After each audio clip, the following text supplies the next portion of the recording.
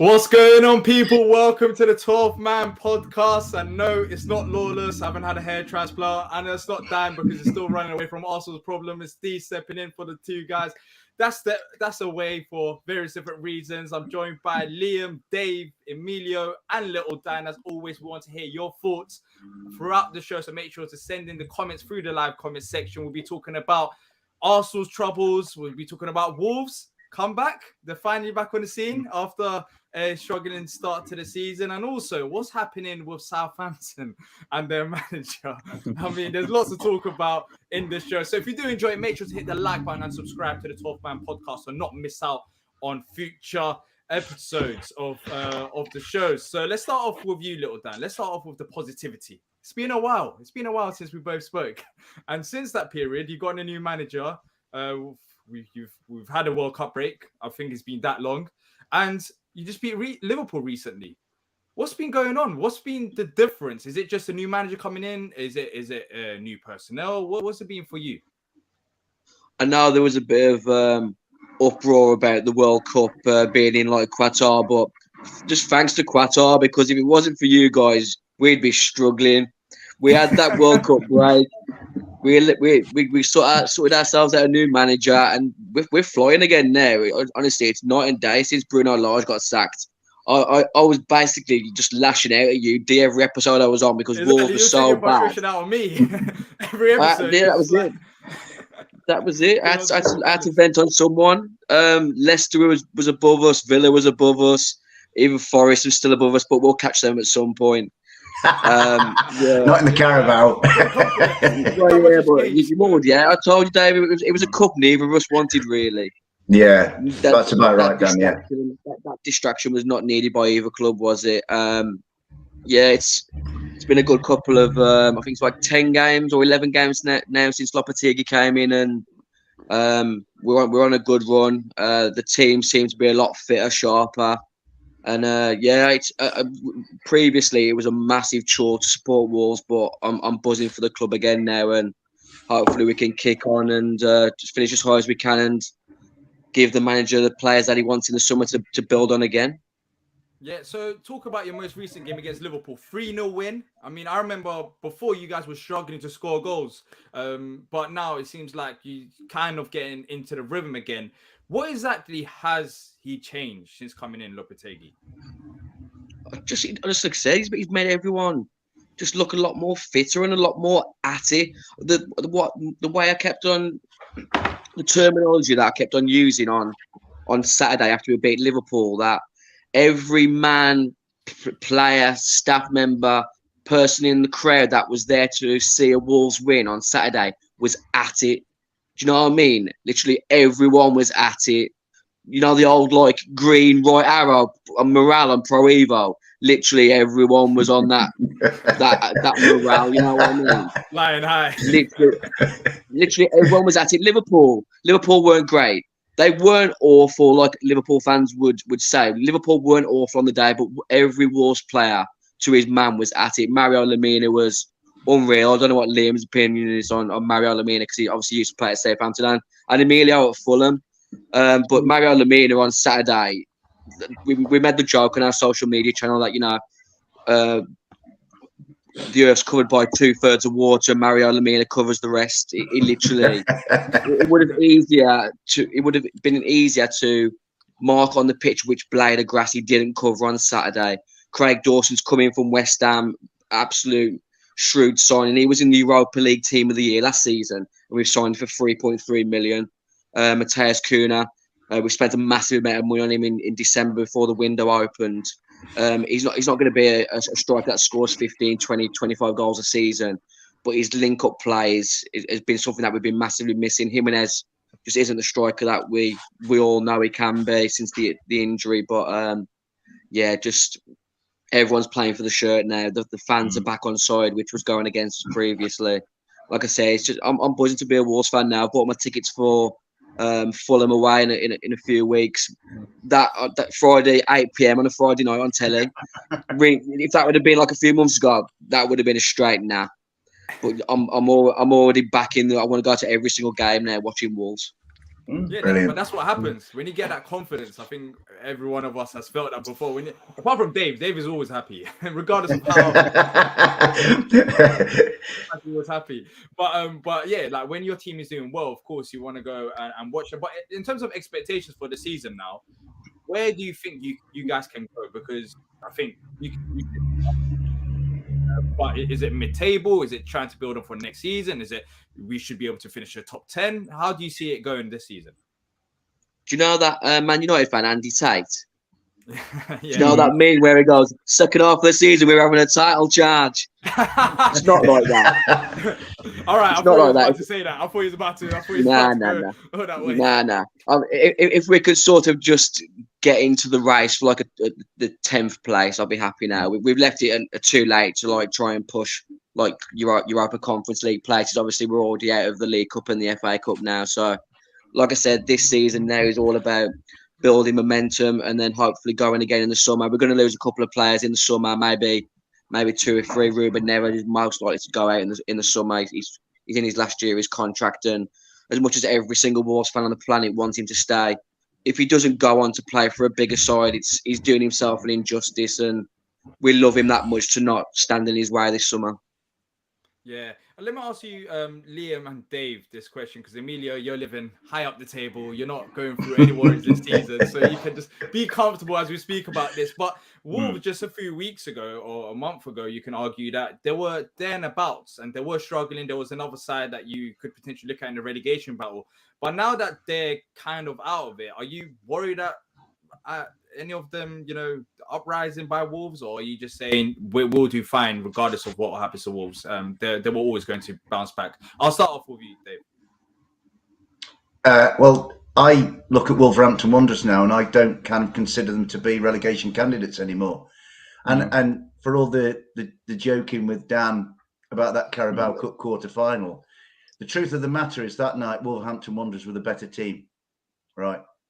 And they should have had a penalty towards the end when Emmanuel Dennis stepped on Mateus Nunes' foot, and Ruben Neves went and showed the referee his boot, as if to say so. I completely forgot about that, Dave, and you've upset me again. I completely forgotten about that. Damn, I was trying to be nice. I was trying to be gracious. I was trying to be, magnanimous.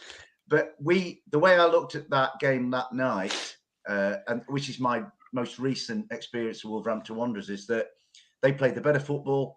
They kept the ball better than Forest. They were better in possession with it. They were, for most of the game, they were better out of possession as well. But Dean Henderson won us that match almost single-handedly. And I looked at Wolves that night, and I thought that the Wolves I saw that night, which actually ended up losing the match, was a distinct improvement on the Wolves I saw when they beat us 1-0 at Molineux earlier in the season, in what was actually a very poor game, but one was basically a tale of two penalties. One that Ruben stuck away, and the other that Brennan had saved by Jose Sarr. I don't see Wolves as a candidate for relegation anymore. And you know what? I really enjoyed watching what Wolves did to Liverpool last week, because it taught Liverpool's entitled. This got this insouciance. Oh, we turn up. We're Liverpool. Everybody knows us. There's a kind of a snobbery about Liverpool, and Wolves flipped them the bird and beat them 3-0. And I thought the Wolves were a credit last week. I really enjoyed watching them. So I don't see Wolves of that little sort of group at the bottom.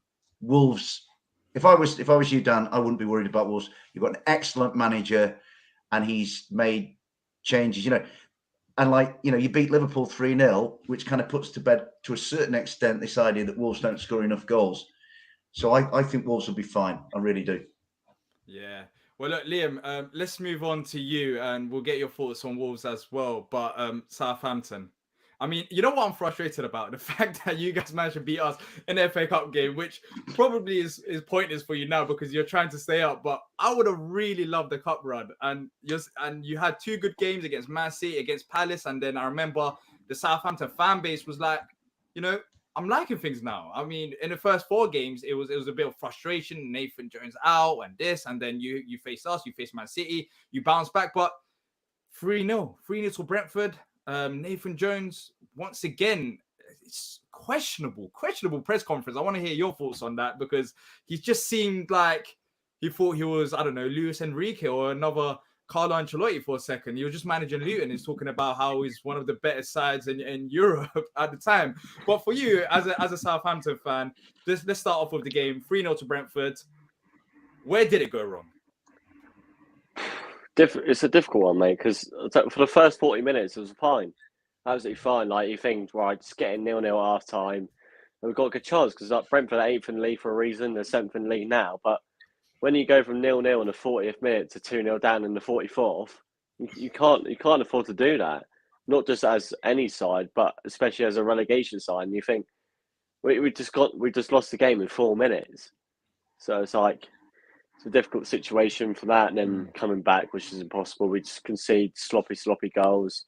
Can't score for Toffee. Then he comes out in a press conference, blames everyone else except for himself, which is an absolute disgrace. How can you say you're one of the best managers in Europe in the last year when you've won one Premier League game in 8? Like, come on. He's so good. He's allergic to winning. Do yourself man. He can't. He's done it before. He's done it in the past. He's won enough. Now he's just allergic to it. That's how good he is.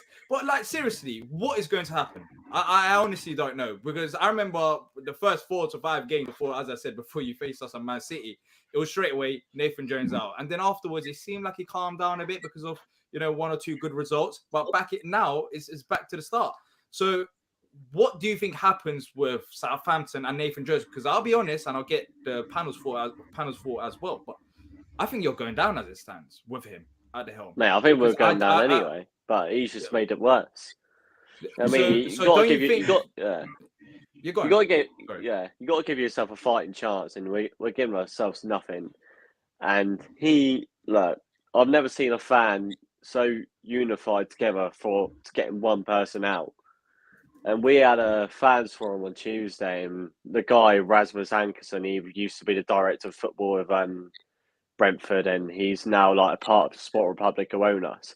Look, the owners have done fantastic. I love the owners. They've spent a bit of money. They're doing the right things, but the problem is they all made the wrong decision bringing him in.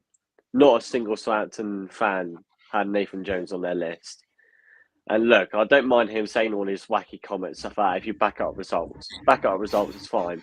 But when you've won one game out of 8 and you're saying all this crap, it's absolutely ridiculous. And then he goes in his press conference today. He goes, "Oh, I take the full blame for the Brentford game on Saturday." So why are you not just coming out with that in the conference afterwards? Why are you blaming every single person except for yourself? Then he raps out like a 19-year-old Romeo Lavia, who's probably been one of our best players this season. We've had enough, mate. I don't care. Just take the blame, get on with it. And it seems like they're backing him, but I don't care. And even if we do beat Wolves on Saturday, which would be an absolute bloody miracle, I'd still want him gone. I don't like him. I absolutely hate the guy. I've never hated someone so much in my life. Just do him in that. The difference, Wolves bring in a proven manager at this level. Exactly. You've gone for Nathan Jones, which was the most bizarre managerial signing ever, to be honest. He's a nasty little. You see the difference with the club. You get what I mean? Wolves attracting Lopetegui, and we're bringing in Nathan bloody Jones. Come on. They even paid Luton $4 million for him. I mean, Wolves are getting Lopetegui for free. I mean, we've got nothing now. We had a brilliant transfer window, but none of Orsic, Alcaraz, Suleiman, and this Onuachu guy who come in. They don't know who Nathan Jones is. Christ's sake! So coming to play in the Premier League for 6 months.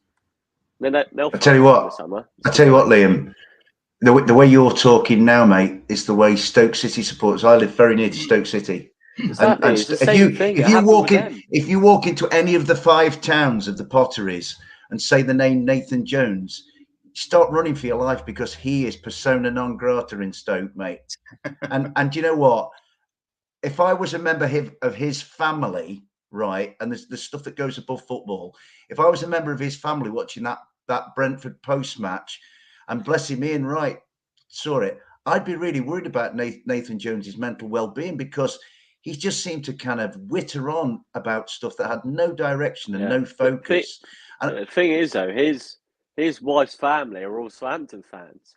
So I'm kind of thinking, well, then he should understand what it means. Really. Exactly. You know what I mean? He's blamed his own players, blame someone else, and blame the fans. How the hell can you blame the fans? I'm sorry, we went to Newcastle. 3,700 of us went to Newcastle when we were 1-0 down in the EFL Cup semi-final. Then we go to Brentford a few days later. The amount of money we spent on train tickets and hotels and like tickets, and you blame the fans. Get out of here. Get out. Yeah, no. As soon as the manager blames the fans, you're done. Absolutely. Liam, let me ask you this question. When does it come to a point where you look at the board as well? Because the board made this appointment. They're the ones that looked at Nathan Jones. They said he's the man for us. And right now, they're clearly not willing to sack him, even though there's many frustrations. Do you think this is bigger than just the manager? Because you sacked Hasenhuttl, you can have your points for that. I mean, he wasn't performing. You guys weren't performing that great in terms of results, but it was a clear downgrade. I mean, every neutral saw it. From Hasenhuttl to Nathan Jones, no one had belief. As soon as I saw it, I thought, that's probably it for Southampton, because this man has no experience, and even by his resume, yes, he's had some good moments, but he's also had some dodgy moments at other clubs. So for you, do you have faith in the board to make an appointment, even if you do go down, or to sack him at any point in the season? No, because no one's going to want to come to us. When you sack a manager of Ralph Hasenhutl's caliber, what he's done under us with a limited budget and a crap squad and keeping us up every season and playing probably some of the best football I've ever seen Southampton play, you've got to bring in a manager of better quality. You can't downgrade your manager. And I don't know what the board's thinking, but it's a difficult one to take. You know what I mean? So it's like Wolves bringing Lopetegui and they've got the pool now. No one's going to want to come to Southampton. They've obviously brought him in for the long-term project, but for me, I'd have took Sean Dyche on end of the season or for an 18th-month deal, because our problem is now is our small-term project, not the long-term project. And you know, when you're in that sort of relegation battle, you can't be thinking in about 2 or 3 years' time. You've got to think about now. And the board have totally gone the wrong way about it. And the fact they're not admitting their mistakes is worrying me. You need. I know it's crap to admit something when you've done something wrong, but you've got to do it. Then the fans will have more respect for you. And the fact they keep going on. Every game we lose, we're a step behind because every other team's winning around us. Look at Wolves now. 2 weeks ago, they're in a relegation battle. Now they're looking to get rising up the table. Same as Forest. I don't see Forest going now. No way. Steve Cooper's doing a miracle. He's got a fantastic squad. Wolves, fantastic squad. I mean, we're levels below every other Premier League side, probably except from Bournemouth. And, you know, they're probably the same with Gary O'Neill in charge. They have a decent squad now, spent a lot of money. But Gary O'Neill in charge, they ain't going nowhere. And he was the same with us and Nathan Jones. We ain't going nowhere, mate. Same bottom of the league till the end of the season. Tony Pulis, if you had to right now? I wouldn't go too far. I wouldn't go that far. Steve Bruce. Yeah, Steve Bruce. Better Premier League record, but nah. But look, hopefully you guys manage to find a way through. But as long as Nathan Jones is there, it's just too toxic. Forget about the results. It's too toxic from the fans to the manager. And it's been like that from the start. And when you don't have everyone on board, especially when you're trying to fight for survival, I mean, with Forest, the good thing is they had the manager backed. The board backed them, the fans backed them, and there was a belief there. But when you don't have belief in the fan base around the whole club, then how do you expect to stay up? And I think that's the key element. Forget about results or anything. I don't think there's belief. I tell you what, lads, if Wolves score early at St Mary's on Saturday, watch that place combust. Yeah, I'm telling you. We scored early when we went there because, you know, no disrespect to my club, but Southampton saw us, this is Forest. This is our chance to get some points on the board here at St Mary's. We took the lead and then pretty much comfortably held on to it. And the atmosphere around that ground. I tell you what, that DJ that came out and played early before that match at St Mary's, right? Sums the club up. Wouldn't have come out at half time. And I'm telling you, if Dan's lot score early against Southampton, I'm telling you, Liam, it's going to be a pretty painful place to be, I would imagine.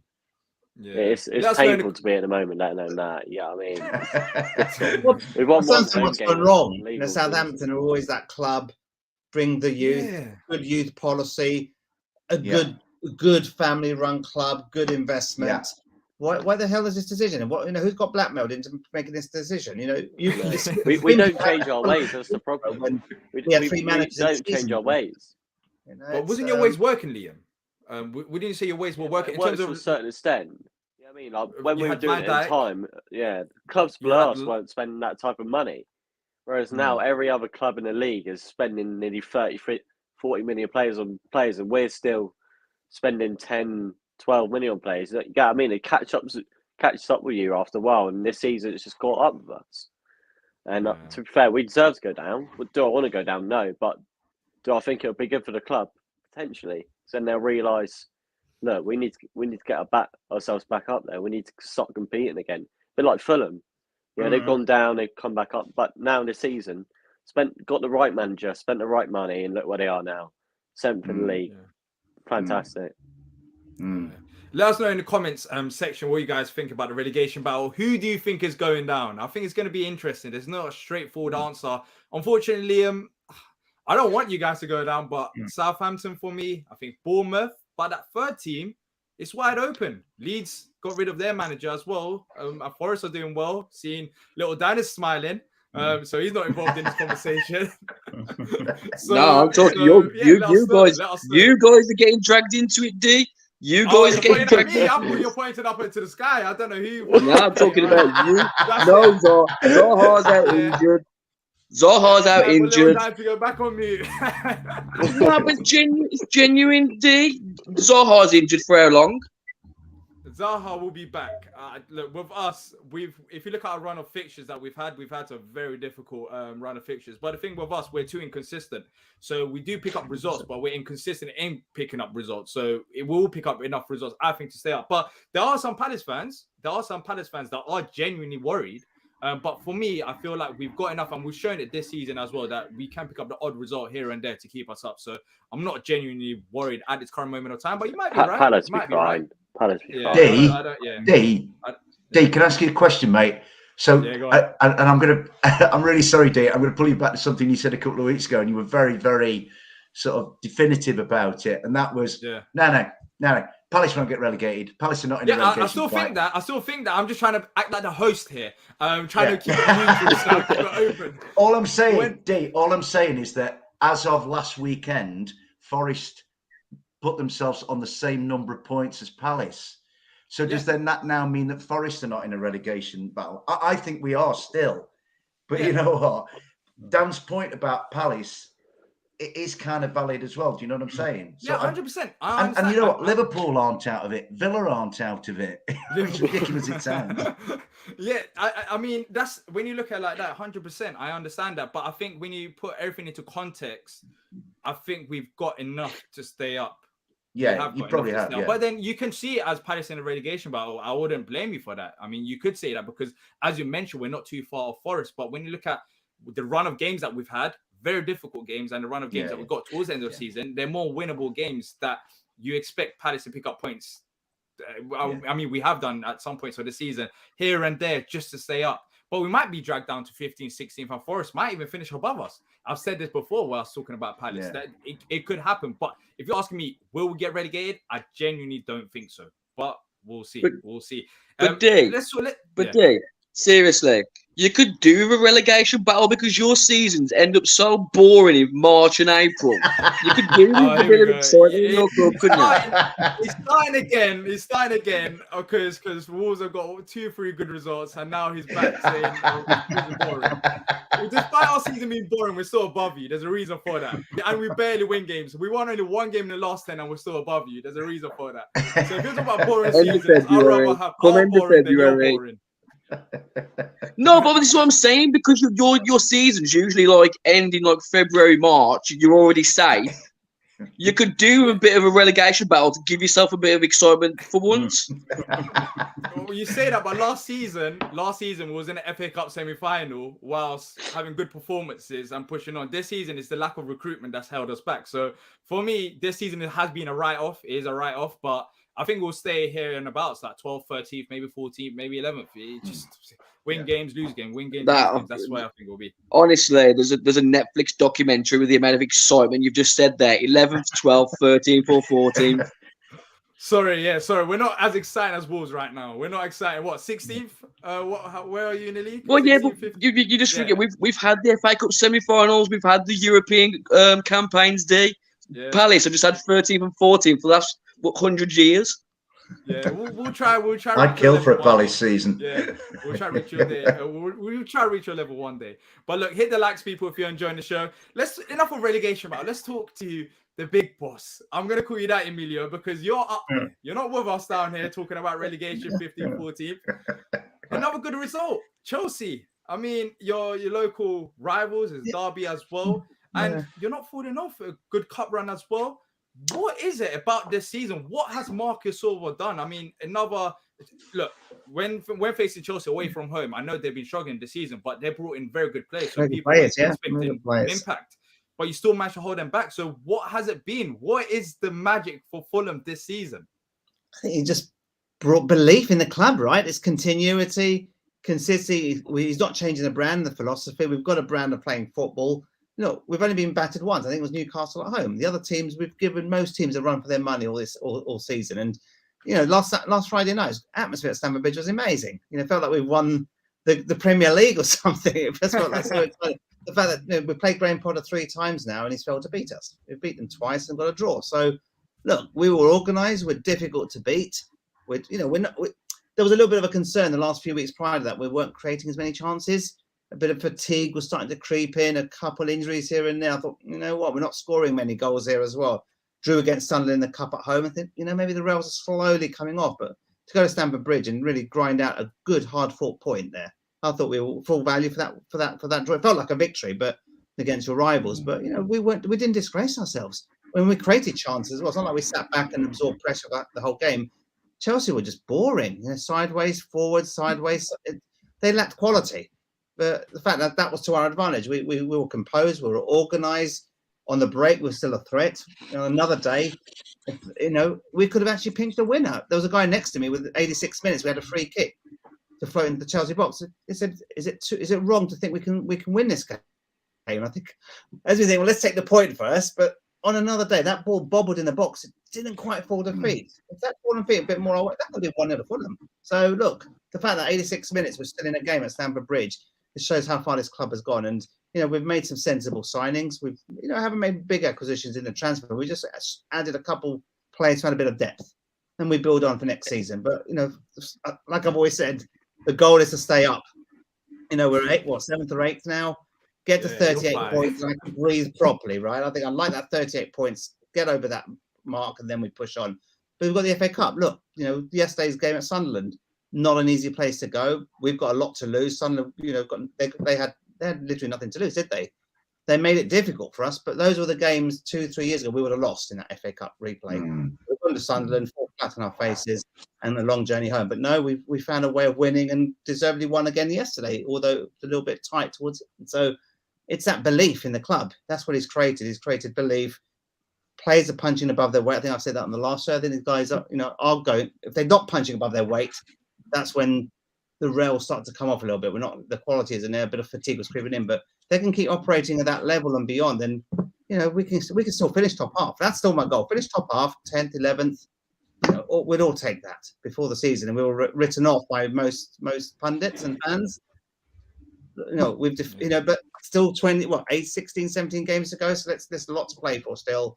And the FA Cup, we've got a home tie against Leeds. And that for me is a higher priority, weirdly. I think let's push on in the FA Cup, get to the semi-finals, get to Wembley. And there's something like you said, Dan, Palace, boring season. Fulham have still got the FA Cup. Push on and prioritise that as far as I'm concerned. Get beyond Leeds and who knows, we might get a favourable draw in the quarter-final. So that's what it's all about, Emilio. A bit of excitement, not just 13th and 14th every season. You know what I mean?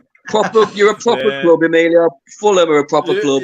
Forest are a proper club. Southampton have had a couple of cup finals recently. Proper club. Mate, we can it's time for little Dan. You've had enough of your fun. I know you have to head off. Nice to see you guys. Take care, Dan. All the best, mate. Liam. Top lad. Liam, I hope we do you a favour and get Nathan Jones a sack on Saturday. But if not, all the best. I'll see you soon. 3 points. Just see how, mate. See you, lads. Take care, Dan. And the thing for me is, I enjoy watching a club play. When you're, it's all about confidence, belief. But I'm that fan. If we give it a good old fight, we play good football. We might not always win games, but you know what? I enjoy watching, win, lose, or draw. And we're not being outfought or literally been destroyed. Only, like I said, only Newcastle, because they had, obviously they were good that day, and we had a man sent off after 5 minutes. But other than that, every game we've competed. We've given the top 6 a run for their money every game. And to be honest, I'm a bit pissed off with Dan Potts here, that I'm not in the Champions League. Oh, exactly. So I was going to actually say that. Do you have a message for Potts? Because I was going to mention that. Look, Fulham have been solid all season long. They haven't really been involved with the conversations we've been involved with. So you see our place here. You need to talk to the big boys, not us. We're talking about staying up. What more can we do? What more can we do? Like, 1 minute. Emilio, I'm going to put a word in for you, mate. I mean, I've watched Fulham. Kind of doing my homework before Saturday, and I watched them on Friday night, and they were immensely credible against Chelsea. Chelsea had spent all of that money, and yet Fulham. What I love about Fulham is Fulham learnt their lesson from 2 seasons ago, right, when they did what we are kind of doing now, but which Fulham were forced into it at the time. We're forced into it now. I watched Fulham on Friday night, and I thought they were an absolute credit. I know it's a 0-0, but they played some great football. Last night's match, I thoroughly enjoyed. I thought Sunderland was smashing, and I thought Fulham was smashing.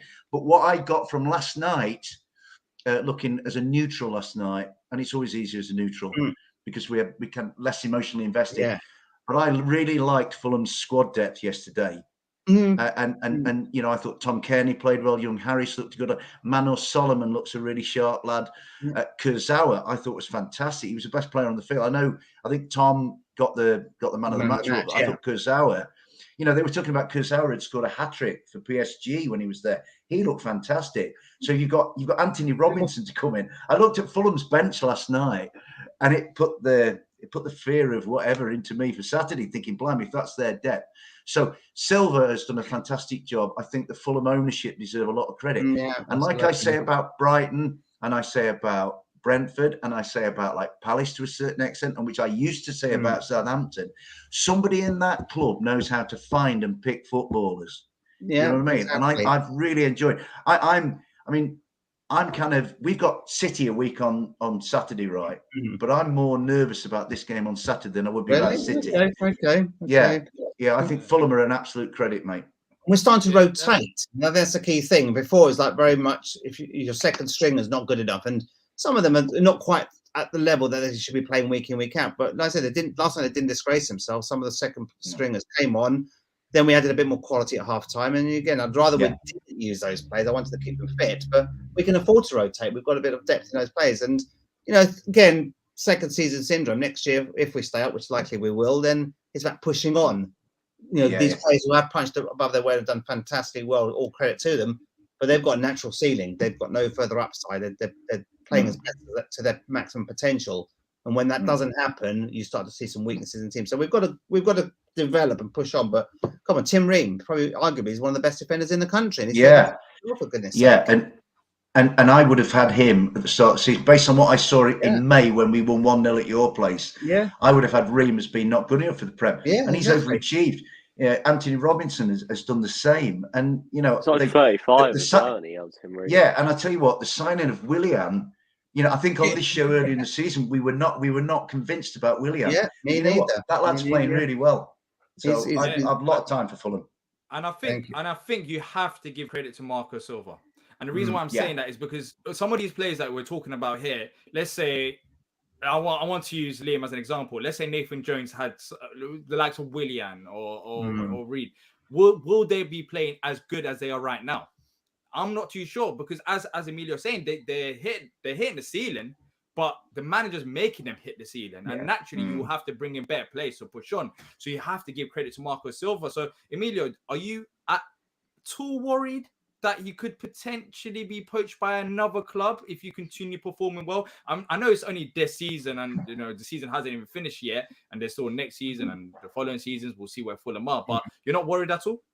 No, not at all. No, there was I think about a month or so ago during the World Cup, because Portugal, when the manager got sacked or got pushed out, he was linked with a Portugal job, and I thought maybe there's a risk there. But my view is, I think he's got more backing now from the board and from the owners there. So if he continues to get that backing, and then he can start making some decisions on the players he wants to play, then I think he's happy to stay. But with our ownership, there's always that risk with the chief, director of football, his role.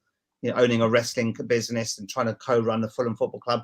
There's always going to be that risk. If we don't give him the investment he needs in the summer, there's a possibility.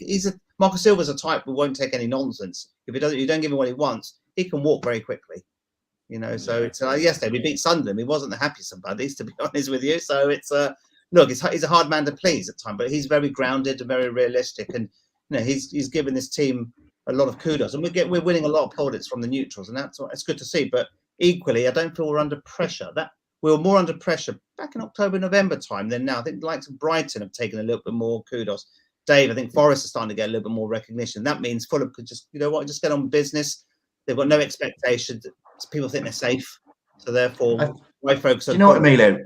Emilio, that's a really good point. I would almost say with Fulham and with Brentford and with Brighton, they're kind of like they're just similar, sort of seen as an accepted part of the Premier League now, and that is, for Palace as well. Let's say the same about Palace, right? Because Palace have punched above their weight for so many years now, since when they came back up, and so for those, those four clubs in particular. The best compliment I can pay them as a Forest devotee, obsessional, I'd like us to be as kind of installed in the Premier League as Palace are, Fulham are, Brentford and Brighton. I think they're all fantastic clubs, those well run, excellent in recruitment. Yeah, they have little dips and peaks and troughs of form, but they're becoming accepted as part of it. And actually, if you like, if nobody's paying any attention to Fulham, Palace, Brentford, Brighton, then that kind of says that they're doing something well. And there's a lot of attention on us at the moment for the signings and all that business. But it'd be nice for us down the line to emulate what those clubs are doing and not to have people talking about Forest all the time, not for us to be like a talk sports staple, which I find utterly tiresome and wearisome. You know what I mean? So you think how many years? Don't people forget we were 13 consecutive years in the Premier League before we got relegated in 2014. Established. We're an established team there, but then we again a bit like Southampton. Maybe we just lacked a bit of direction, we lacked investment, and then a lot of our older players just deteriorated, and we didn't invest. And look, we paid the price for that. So it's a bit of a topsy-turvy sort of 6-7 years under the new ownership. But hopefully now they've got a good formula, a good manager. And again, it goes back to what we said before. If you get a good manager who plays to the club's philosophy, like Southampton, as a neutral, you look at Southampton, good brand of football, good ethics, good family club, good community, good fans, and you've gone with somebody who is just a thug. I remember Luton Town and watching Fulham Luton. The guy's a thug on that touchline. He's a nasty piece of work. Yet why the club associate themselves with a manager of that? That's why I can't fathom out, and nor can all the Southampton fans, to be honest. And they'll pay the price for that. But do you get rid of him now? I don't think you. To be honest, they've made a decision for the long term. I think the board have got to stick with that decision and and give him the chance to turn this around, and then decide in the summer whether it's time to change. We changed 3 managers, 5 years ago. That didn't work out. Look, we still went down. So I think better the devil. Keep him, persevere with him, and hopefully he will get you out of trouble. Bear in mind, you still got 17 games. There's plenty of points for the taking there. To be honest with you, plenty of points. So it's still open. You never know. You never know what can happen this season. But just lastly on Fulham, what would you take? Would you take an FA Cup final where 50-50 chance and finishing outside the top 10? Or would you take just finishing in the top 10 and get knocked down in the FA Cup semi-final? What would you do if you had the option? To be honest with you, it's the FA Cup. I think if I had to choose, could Fulham to slump to 12th, 13th, 14th and fall away. But you know what? Get to the Wembley final. I think I would take that, to be honest with you. As long as we're in the Premier League, we know where we need to reinforce next season and build upon that. But to survive and get to a cup final, who would have taken that, to be honest with you? So for me... Last time Fulham were at Wembley, it was empty. Yeah. You know what I mean?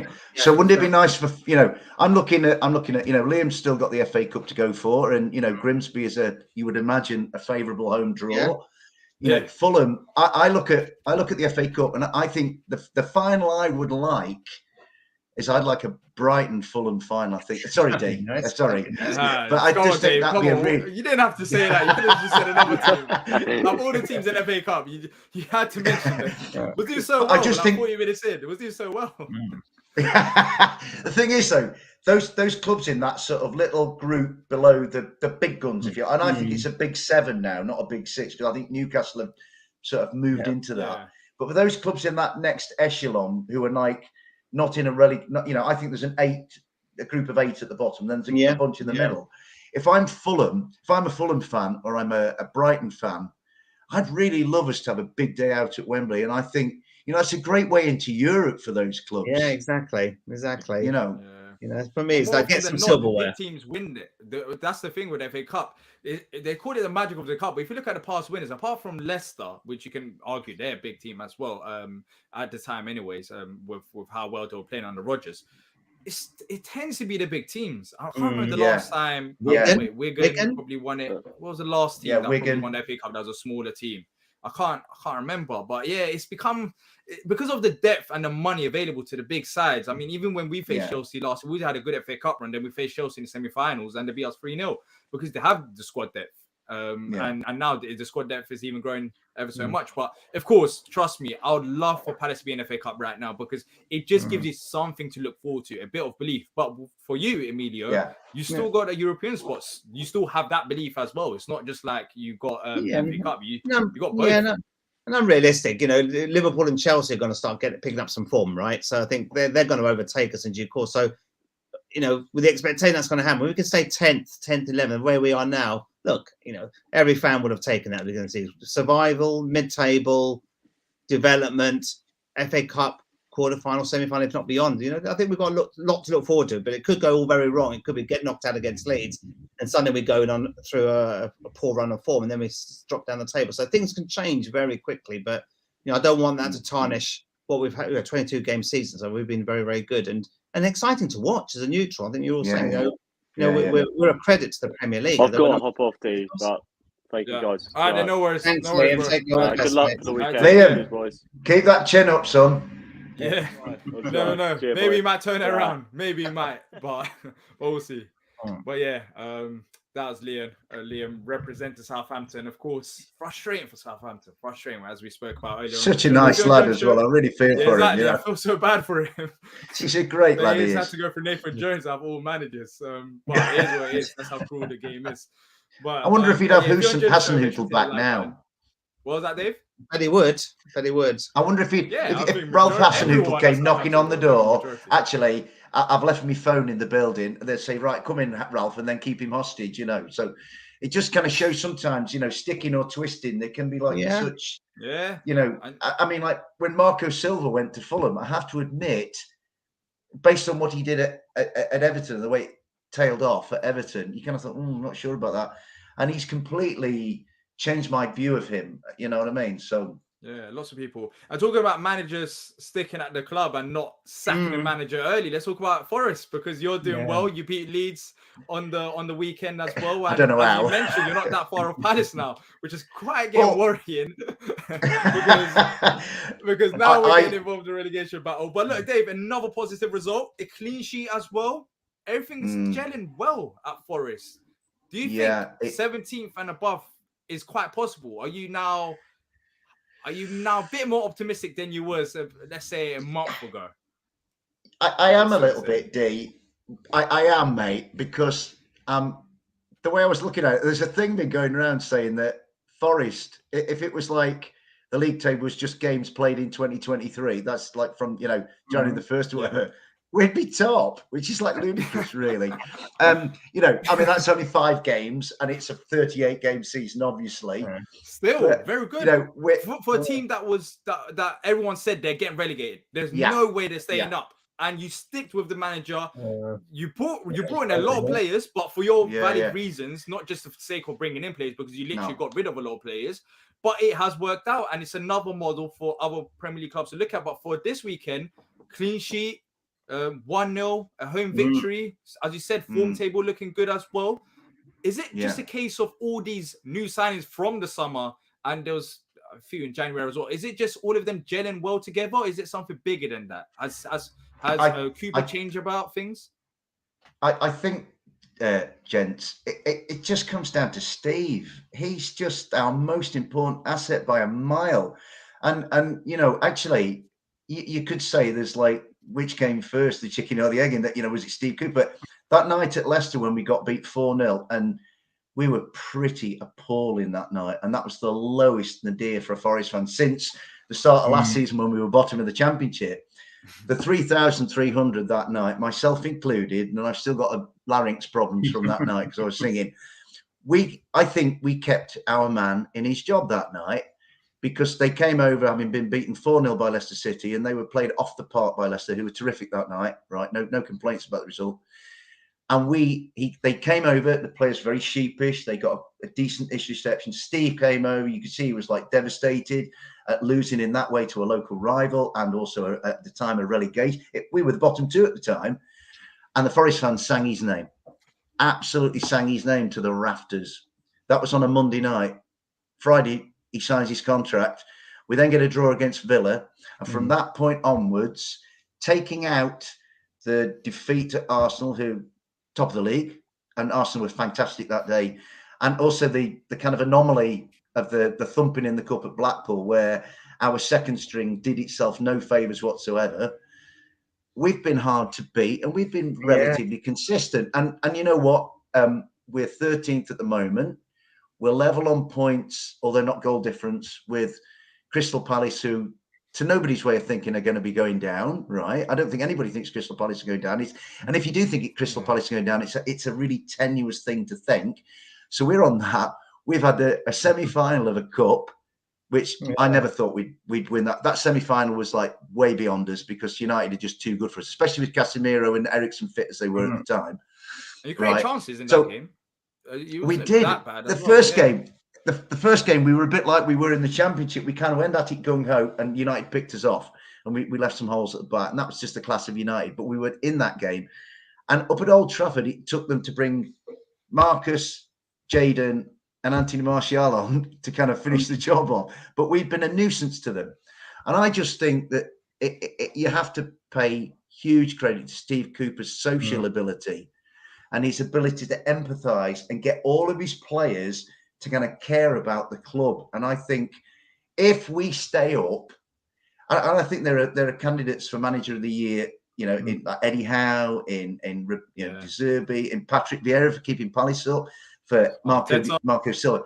There are lots of candidates, but I'm not being overly partisan, but Steve must surely be in with the shout of getting that if we stay up. Now, I still say 17th and above, but my optimism, D, to answer your question after my rambling monologue, is to say that, I am more optimistic. But, we get beat at the Cottage on Saturday, then we get beat against City at home the following week, which is, logic suggests the most reasonable thing to expect. 2 defeats then puts us back into it. So the point that Emilio made and that you've made, D, about the number of games we got to play and how fortunes can change. I mean, Southampton, Bournemouth, Leeds technically aren't out of it. You know what I mean? But but what I liked about the game against Leeds were we were second best. Steve said we were second best. Brennan scores his goal, and then basically our defence kept Leeds out. Nonto was fantastic for Leeds, I thought, and Leeds had dominated this, but we kept them out, and so. We've got 6 wins, 6 draws, 9 defeats. And so we've got more games that we haven't lost in than games we have lost in. And as I say, the start point, as you said, D, is that everybody thought we would go at the start of the season. Everybody thought we were definitely going after that Leicester game because everybody was going, sign 23, they'll probably sign more in the next window. How can Cooper bring these together? And for us to even be 13th I think it's frankly astonishing. But I have to kind of hold myself in check and say, and Emilio said it about Fulham, nothing's done yet. And we could all come back here in a fortnight and we've lost at Fulham. And that's so difficult. Steve's been on today singing Fulham's praises like I do. And we all know how difficult it's going to be. And then we've got City at home. In a fortnight's time, your question then, D, might be, are you now more pessimistic? Yes. So. But it's a bigger context though with Forest. That's what I'm saying. I mean, you've had a good run of form, but it seems like things are working with the players. And you can lose 2 games, but then it still gives you that confidence that things are starting to work out. Even if you do lose the next 2 games, your season is not done and over with. It's not like you're going to go back to losing 4 or 5 games in a row. Well, you assume so because it seems like Cooper's got the players on his side. He's got them tactically well known. And as you mentioned in the Leeds game, you didn't perform that well. But for teams to stay up sometimes you need that bit of luck, and sometimes you just need to be clinical with the chances that you have. And that was a very good goal by Brendan Johnson, by the way. Very good goal.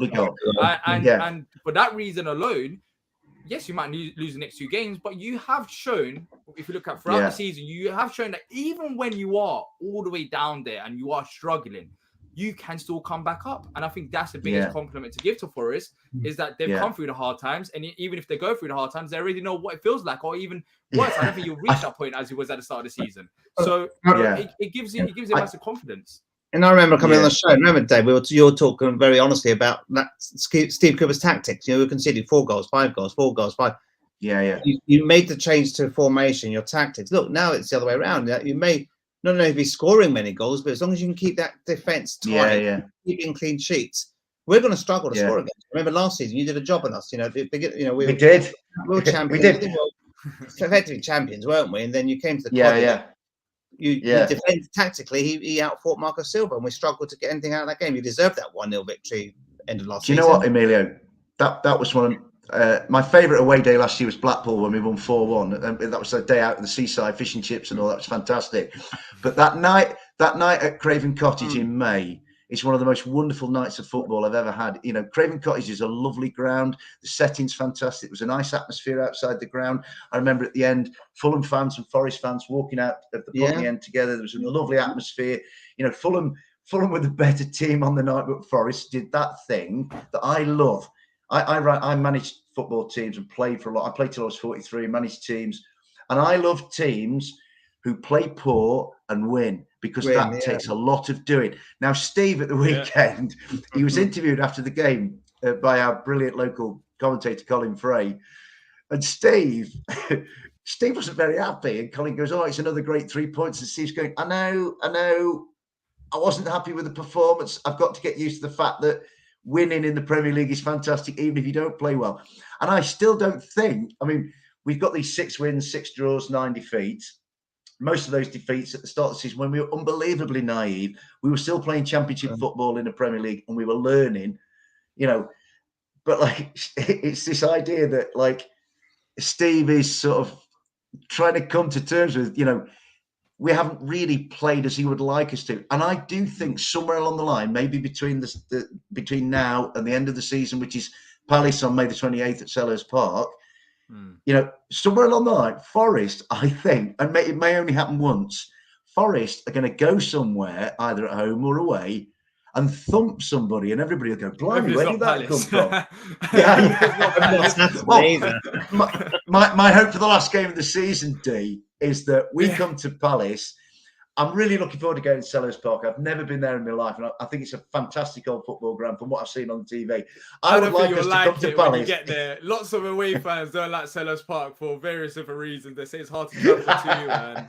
And all but wouldn't it be nice that day, the last day of the season, for Palace to be safe, Forest to be safe, and we can have a 8-goal bonanza or something, you know? And that's happened before at Palace. Yeah, it's happened before. I think it was Bournemouth. It was 5-4. It's final game. 5-4. We've had Leicester, we beat them 5-0.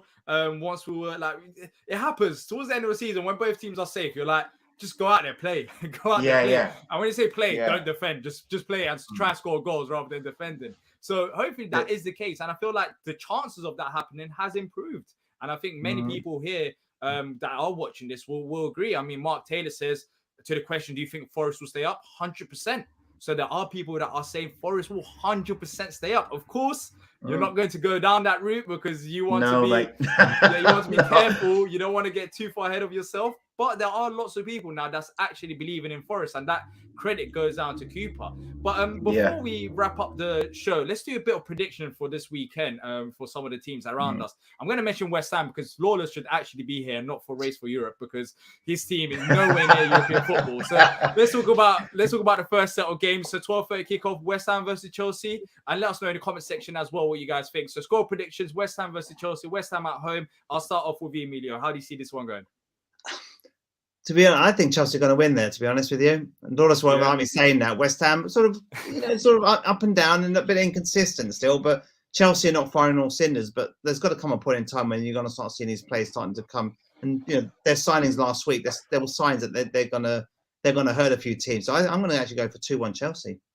2-1 Chelsea. I'm going for 2-0 Chelsea. I feel like lots of people are expecting now Chelsea to keep struggling, but I feel like they're going to have a few games here and there. They're going to show their real force. Maybe they might be inconsistent, but they'll show their force. And I feel like on the weekend against West Ham, they'll be definitely up for it. So I'm going to go 2-0 Chelsea. Dave? 1-1.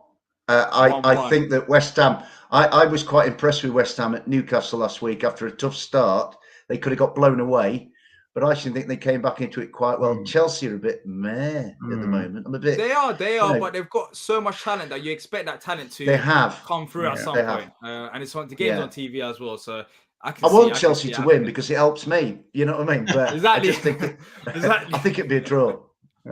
And of course, we have to mention Arsenal, Brentford. A blip on the road. It was such a big blip that Dan Potts had to run away, go on a holiday. That's why we're here talking about it. Are we expecting Dan Potts not to be back next week as well because of another Arsenal defeat, or are Arsenal going to bounce back against Brentford? That won't be an easy game. It won't be an easy game because Brentford are very solid. They are very solid side this season. Yeah. So what are we expecting? I'm predicting 1-1. I think Arsenal had a shock against Everton, but Brentford are no pushovers. We know they can score goals. They do concede, but I think Brentford might surprise a few. But they've gone to these big clubs, home and away, and perform admirably. So I'm going to see Brentford probably sneaking a draw there. But it'd be good for us if Arsenal win that game. So that means Brentford don't take a further point in that sort of mini table that you've mentioned, Dave, between us, Brighton and Brentford. Brentford came to a very big club earlier in the season and performed admirably to get a 2-2 draw at the City Ground. And I like Brentford. I really, really sorry about that. I really like Brentford. This is the influence that Dave would never do this, but once it's stuck with me, Dan, little Dan, this is what happens. I do think Arsenal win this weekend. I think that Arteta will have worked hard with them. He won't disrespect Brentford. Nobody should disrespect Brentford. They're a wonderful club, I think. A lot of time for Brentford. But I just think Arsenal was so poor at Goodison last week. They allowed themselves to be bullied. Potsy's off in wherever he's gone. And I had to laugh at the weekend. The thing he didn't want to have to do was come on this show and give thanks to Tottenham Hotspur for doing them a huge favour. Yeah. And Mark says 1-0 to the mighty Arsenal. Look what we did to them at their ground. True. Very good point. But look, it should be a good game. Yeah.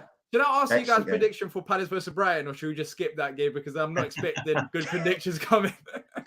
3-3. 1-1. 1-1. A draw, I think. Yeah.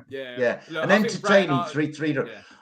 One of these games where D and Maz are going at each other like Godzilla and King Kong. You know what I mean? Well. He's running away as well. I don't know what's going on with everyone. They're just flying out. They're just running away from all the big games and all the troubles that might be coming. Look, but jokes aside, I think it should be.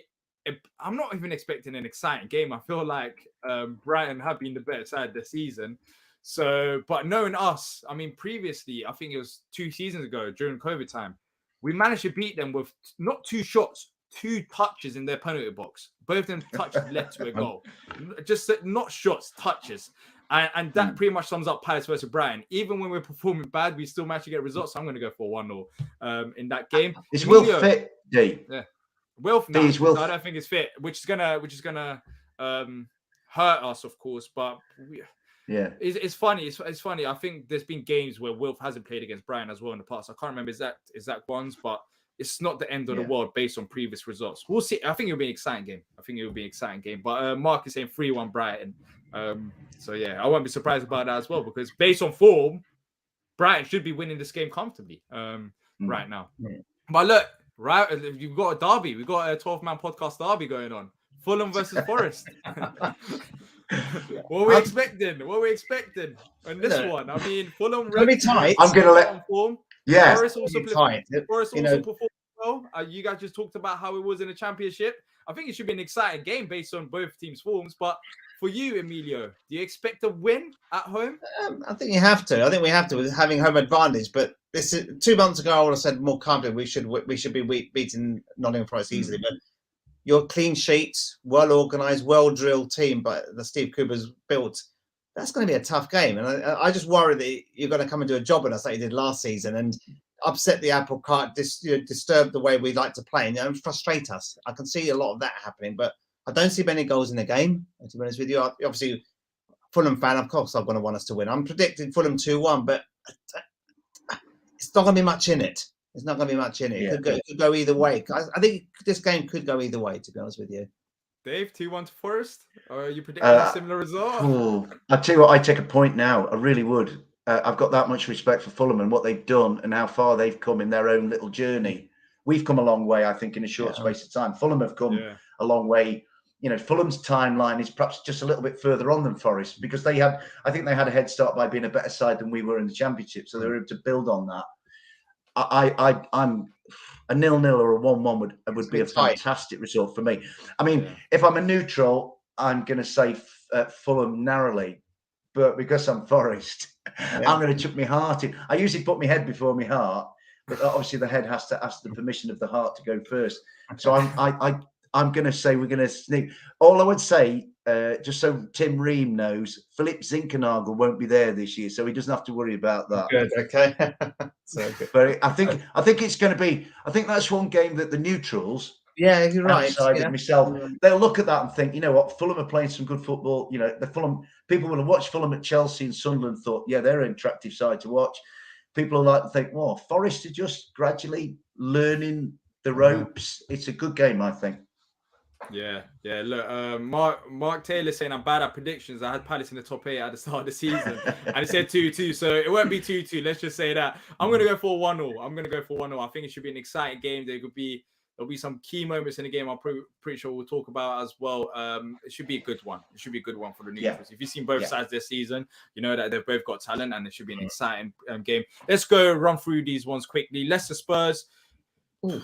You don't really know what to expect from Spurs, do you? No. I mean, I don't know what to expect from Leicester as well. This is Tottenham it's a bit hard. Yeah, I think Tottenham had Tottenham 2-1 as well. Yeah, I'll go Boost Tottenham 2-0. City. Yeah, I'll go Tottenham 2-0. Southampton Wolves. Just so little Dan doesn't get too excited. 1-0 Southampton because I think Southampton's going to do a job on them. I think Southampton will do a job. I think that could be a surprise. That could be the surprise package of 2-1 Southampton. 2-1 Southampton. Yeah. I'm probably going to get Liam on my case, but I just got a feeling that the Wolves' momentum that they've gathered after beating Liverpool and just a general settling down at the Wolves since Lopetegui, I just think they'll have a little bit too much for Southampton, but I'm inevitably wrong. So apologies to Liam, but I think Wolves will win, but we'll be back here next week and Southampton might have won 3-0. I don't know, but I just fancy the Wolves. Yeah. Just don't know, but Wolves are the favourites. But for little Dan's sake, anyways, because we can see the potential. Imagine they're in the top 10 or top 8. We're not gonna hear the end of him. So we need to bring things back down and let Southampton win happen, so everything balances out in the end.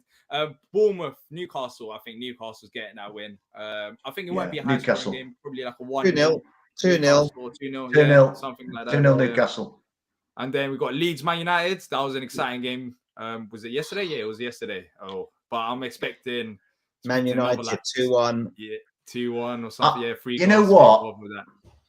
I agree with. I see where both you lads are coming from. You both talked a lot of sense, but I just think that the absence of Casemiro and Eriksen just takes.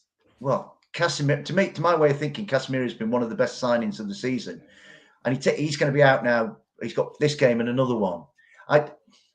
I would lean towards United, but I think it's going to be like 1-0 to United. What you would say is like Leeds at Ellen Road. When they came to us last week, I said about Leeds, and I was echoing Martin Keown's comments on Match of the Day the week before, when they played Brentford. He said that Leeds were frantic, and Leeds. Jesse Marsh never managed Leeds. Leeds managed him. They were too much for him. Yeah, and Leeds. What you cannot ever deny about Leeds United is they give the lot every game. They may not think clearly. They may not have what appears to be a strategy, but Leeds are committed. And in front of that lot at Ellen Road, United will have to work. I think Marcus Rashford is the difference maker, the way he's playing at the moment. But United, I don't know if United took Leeds for granted last night, but they certainly won't this coming Sunday. It's so interesting that you get 2 league games, between the same 2 teams so close together. And I do think United will win, but I think they'll have to work hard for it. I think it'll be 1-0 to United. Yeah, City versus Villa should be a good game, but I think City wins that as well. Definitely after last. I think City win 3-1. 3-1, yeah. 3-1. They need to bounce back from that. And then finally, to wrap it up, Liverpool versus Everton. That is a game and a half, considering both teams and what's going on. I think Everton's going to be annoying, aren't they? They're just going to annoy Liverpool with Sean Dyche. And we've seen it with the Burnley sides under Dyche. So I think that could be a very, very enjoyable game. Not just for excellent football, but just for the two contrasts and difference of football and teams. You see Everton actually sitting back and you see Liverpool trying to hurt them. But for you guys, what do you reckon is going to happen? I think Liverpool will win, to be honest. Quite, at the end of the day, they've got the upper hand year on year against Everton. Sean Dyche, great result. First game for the club. I think Liverpool will win 2-0. I think Yusuf you don't need to worry. Liverpool will win. Do you know what? I think of all the games this weekend, other than my own and Emilio's, because obviously we're locked in combat this week, me and Emilio. I think this is the most fascinating game of all of them. Yeah, it is. Because psychologically, they've just been diced right up to the hill. Right, get stuck in, lads. Get in there, lads. You're not diced. And it worked against the. And it worked against the runaway league leaders. Yeah. Now, did any of us see what Everton did coming against Arsenal? I didn't. I thought I'd got my money on that Arsenal would go there, comfortable 2 or 3-0 win, and Dyche would have to wait a while. But you know what? Everton were on it. They were fierce. It was like the question to ask is, why didn't you do it for Frank? Was Frank that dull that you couldn't raise for him? And Dyche's come in with a bit of, I mean, what I would say is, Sean Dyche, Ian Wone, and Steve Stone is their coaching staff. All three Forest people, right? Yeah, true. What I want Everton to go to Anfield, and I want Everton to win 3 or 4-0, and then let's see what Klopp's made of. Because I tell you what, Liverpool. I've got two theories about Liverpool. It probably won't happen. Logic suggests Liverpool win because they were so hurt by what happened at Molineux and what happened at Brentford, and they've just been. Liverpool have been a shambles recently. They were a shambles at our place. Forest, of all people, bullied them off the park, right? Mm-hmm. And I just think with Klopp and Liverpool, there's this kind of, they just strike me as being, we're Liverpool. Mm. It just happens. No, earn it. And I'll tell you what, Everton, with Dyche and Wone and Steve Stone at him, and Tarkowski, Connor Cody, Calvert-Lewin, Coleman, these are people who might be galvanised. Yeah, Liverpool should win, but should often goes out the window in football. And I think this is a really interesting because Liverpool are not quite sure what they are at the moment. And Everton have just beat the runaway league leaders. Dyche's got every right to go in that dressing room and say, well, if you can beat Arsenal, you can beat these, because these have got no character like Arsenal have got. And it's the one game of the weekend that I'm really looking forward to. And if Everton go there and win, just imagine. But Dave, that won't be good for you or us. No, it won't. You don't want Everton to win. You don't want Everton to win. It won't help us. I obviously want Liverpool to win, like I want Chelsea to beat West Ham, and I want Southampton and Wolves to draw, and I do look at it like that. But from a putting my Forestness aside, which I like to do occasionally, I just think that Monday night game, I'm really looking forward to it. I mean, Liverpool score early and get a couple of goals, then it'll be a cakewalk for Liverpool. But if the longer it goes on and Everton is still in it and Dyche's growling on the touchline and Klopp will be ready in his excuses, we've had to play more games than everybody else. I thought it was so funny last week, and I shouldn't take a ride in another man's misery. But when all of Molineux was singing "Sacked in the Morning" at Jurgen Klopp, and he knew what was going on, and I think Liverpool have run out of steam having to try and chase City down these last couple of seasons. But I also think with Liverpool, I say there's a sentimentality, but then you get Andy Robertson coming out saying, "Look, it's not good enough." Now Andy Robertson is straight John Ball. I love Andy Robertson, right? So. Liverpool, I don't think they've ever recovered from selling Sadio Mane. I really don't. Yeah, they've got big problems. They probably have to solve out in the summer, and it'll be interesting to see what happens with Klopp because he seems frustrated, and if he doesn't get it back in, then we'll see what happens. They sign nobody in the window. Yeah, it's just I honestly don't know what they're thinking. I don't know what the strategy is. I don't know if FSG, the owners, are trying to sell. That's why they're not spending money. Then again, I honestly don't know who's going to come in to buy them, because there was reports about Qatari links, but it seems like they're going to Man United. So it seems like there's lots of confusion as to where Liverpool are heading in the next few years or so. So it'll be interesting to see what happens. But look, we will be back next week.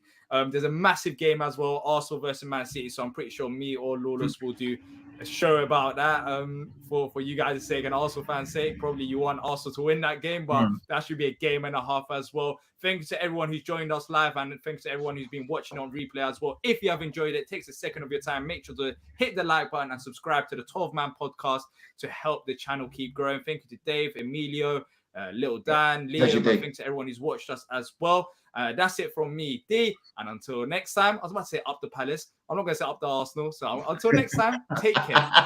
Take care, guys. Take care, lads.